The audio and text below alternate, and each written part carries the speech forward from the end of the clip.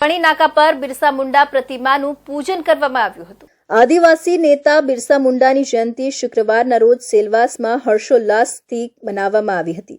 આ અવસરે ભસ્તા ફળિયા ચોકનું નામ બદલીને મોહન ડેલકર ચોક રાખવામાં આવ્યું હતું અને કિલવણી નાકા ખાતે બિરસા મુંડાની પ્રતિમાને માળા અને પુષ્પ અર્પણ કરવામાં આવ્યું હતું। આ કાર્યક્રમનું આયોજન કોંગ્રેસના કાર્યકારી અધ્યક્ષ પ્રભુ ટોકિયા દ્વારા કરવામાં આવ્યું હતું, જેમાં દમણના સાંસદ ઉમેશ પટેલ, ગુજરાતના વિધાયક અનંત પટેલ અને ચેતર વસાવા જેવા પ્રખ્યાત નેતાઓ હાજર રહ્યા હતા। દાદરા પરથી રેલીની શરૂઆત થઈ હતી, જેમાં લોકોએ ભાગ લીધો હતો। રેલીનું સમાપન મોહન ડેલકર ચોક ખાતે થયો, જ્યાં ચોકનું નામકરણ સ્વર્ગીય મોહન ડેલકરના નામ પર કરવામાં આવ્યું।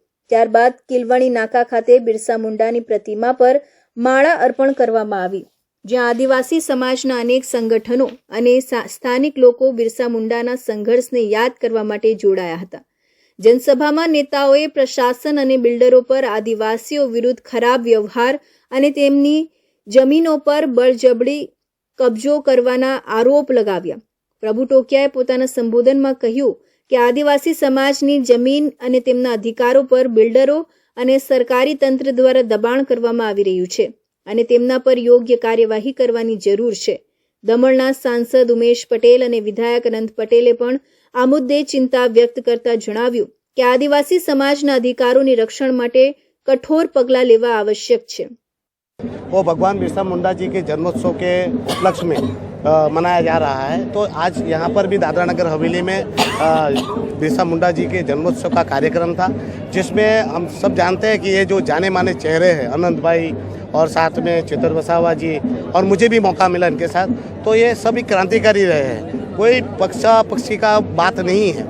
हम सब जो समकक्ष विचारधारा वाले लोग हैं, उन्होंने सोचा कि एक मंच पर आने का वक्त है, क्योंकि अभी का जो समय है वो बहुत ही संघर्षपूर्ण समय है।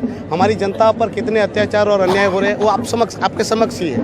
પરપ્રાંતિયો આવીને અહીં નોકરી મેળવી રહ્યા છે, કંપનીઓમાં જઈ રહ્યા છે, ત્યારે અહીંના આદિવાસી સમાજ પર એક અત્યાચાર થઈ રહ્યો છે અને રોકવા માટે અને આદિવાસી સમાજને બોર્ડરલેસ થવા માટે અને એક સૂત્રતામાં બંધાવવા માટે અમે ચેતરભાઈની સાથે, સાંસદ શ્રી ઉમેશભાઈની સાથે અને આદિવાસી એકતા પરિષદના આગેવાનો સાથે અમે બેઠા છે।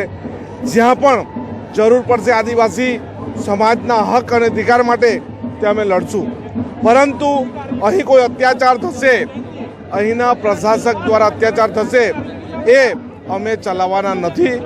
અમે ક્રાંતિકારી બિરસા મુંડાજીના રસ્તા પર ચાલવાવાળા છે, અમે ઝૂકવાવાળા નથી, અમે લડવાવાળા છે। કાર્યક્રમ દરમિયાન આદિવાસી નૃત્ય અને સાંસ્કૃતિક